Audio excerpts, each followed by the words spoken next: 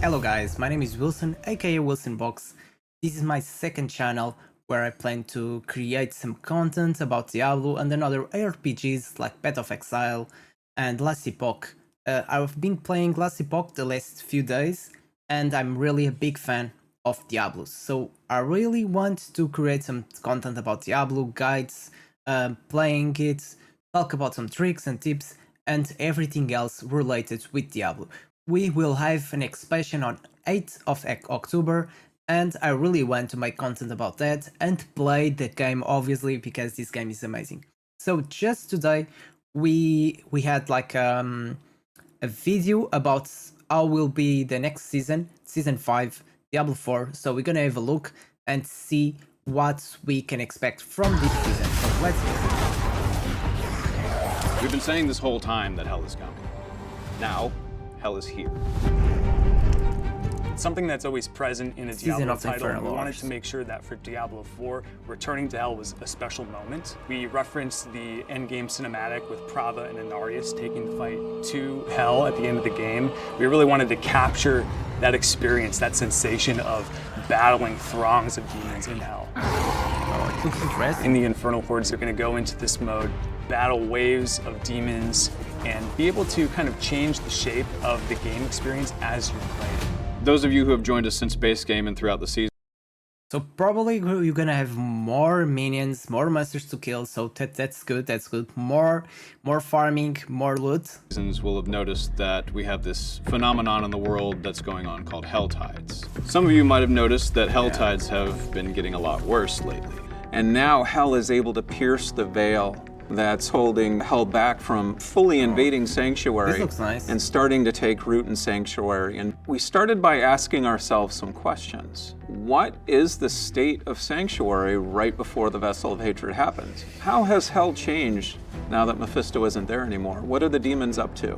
Where is Mephisto? All right. Does he have anything to do with this? Or is this just hell rising of its own accord as the prophecy proclaimed? And so we thought to ourselves, how can we make things even worse for the people in Sanctuary?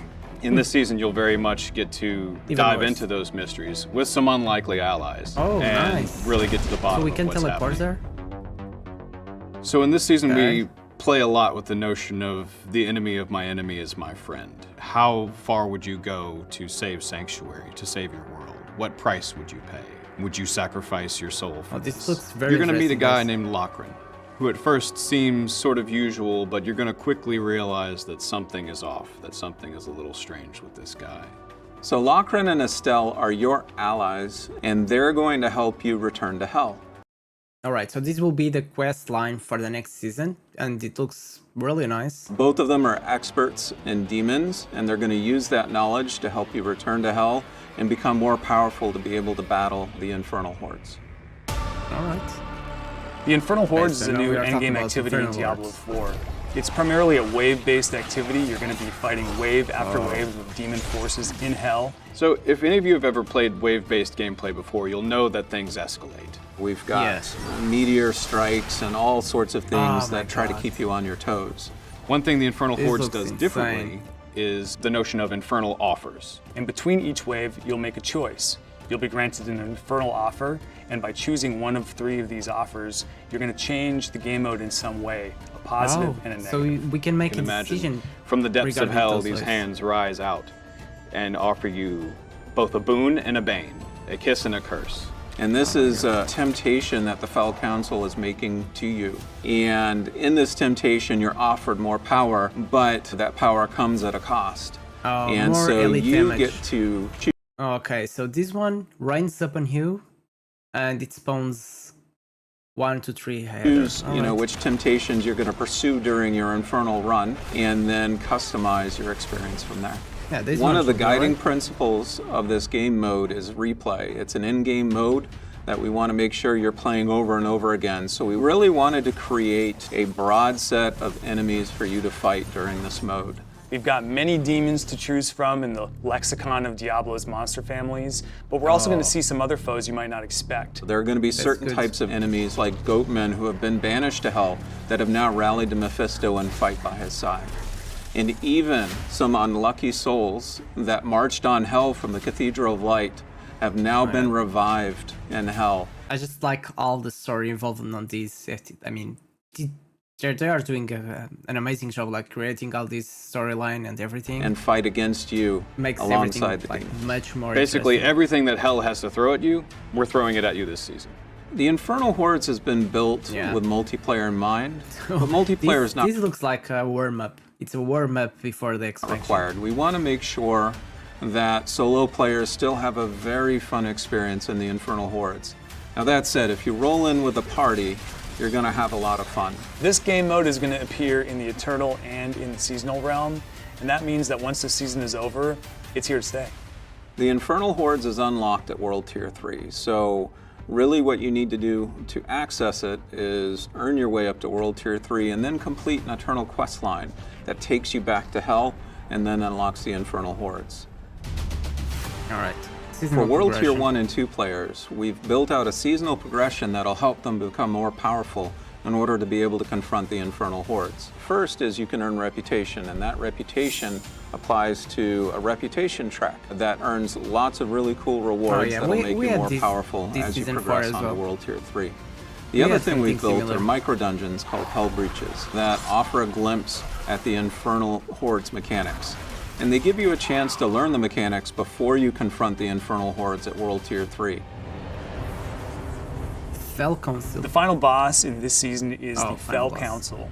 And the Fell Council is some familiar faces that you might recognize from Diablo 2. Oh. These were priests of the Zakarum, holy men who were corrupted and basically became vessels of hatred in their own. The council members in Diablo 2 tried to help contain Mephisto in his soul stone. And of course, Mephisto being Mephisto, slowly but surely corrupted them. And eventually they had soul stones pierced into their hands and became super powerful. But eventually you overcame them and sent them to Hell. Through the course of the story, resummoned them. They've been reborn, slightly new powers, but the same animosity toward you.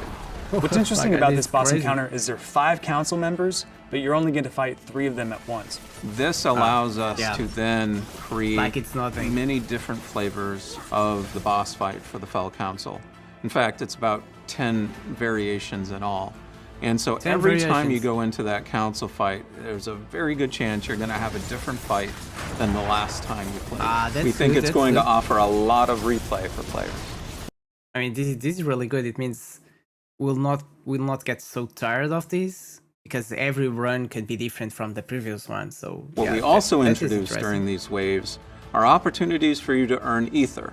Burning ether is the resource that you gather during the Infernal Hordes that you can then spend at the end of the activity. There's going to be a fixed number of waves that you have to defeat, and once you've completed all those waves, then you'll face the Fell Council, defeat them, and collect your treasure.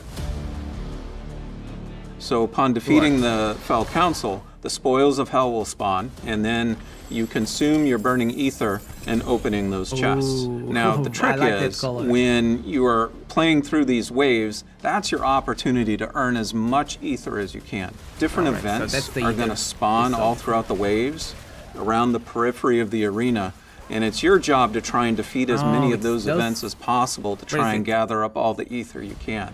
Really skilled players are going to be able to really maximize that ether so they get the biggest payout possible at the end after defeating the Fell Council.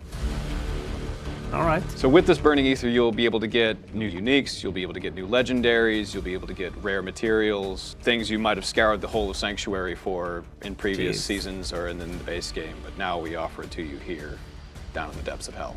A lot of these new uniques and legendaries really build on top of this idea that they've been forged in Hell. And so they're going to have unique looks that you can then make into cosmetics to apply wherever you like. They can also have unique VFX and sound effects to really create the sense that they were forged in Hell. One particular one that I enjoy using a lot are boots. At least it's like not cosmetics we need to pay for. These boots not only have been forged in Hell, whenever you use a power with a cooldown, they shoot out a ring of fire that hits everyone around you. That's just one sample of the types of powers we're exploring. So death in the Infernal Hordes is quite a big deal. You're returning to the realm of hatred where Mephisto was born. Like, this has to be a big deal. In the Infernal Hordes, it's a lot like Nightmare Dungeons. You only get a fixed number of revives in order to be able to get to the end of your run. So at lower difficulties of the Infernal Hordes, you'll get a number of revives shared between your party, but at higher difficulty levels, the game is going to start taking away those revives, and that increases the stakes that you have. If you die too much, you'll be ejected from the mode. In the Infernal Hordes, we created a lot of new ways for monsters to ambush the players, and so I'm pretty stoked to see how our players respond to these. The seasonal quest line and the eternal quest line, they have lots of little surprises and twists and turns in them. And there's even some surprises we've buried deep within the Infernal Hordes that hopefully players will have a great time with. Oh my god, this looks insane. This looks insane. Begins in August, 6th of August, yeah. I'm really waiting for this. So well, this looks really nice, and I'm planning to release some videos, some guides and stuff, like beginner guides and stuff, this week before the season starts. And yeah, I'm just anxious to start playing this new season and make some guides, some new stuff. I didn't have the chance to play the PTR for season 5, but I'm pretty sure they made some changes, so I'll have my chance to create some builds, some fun builds for you guys. And yeah, can't wait for the grind. So thank you so much for watching this video. If you want to watch more content on my channel, don't forget to subscribe, press that like button, and see you next time.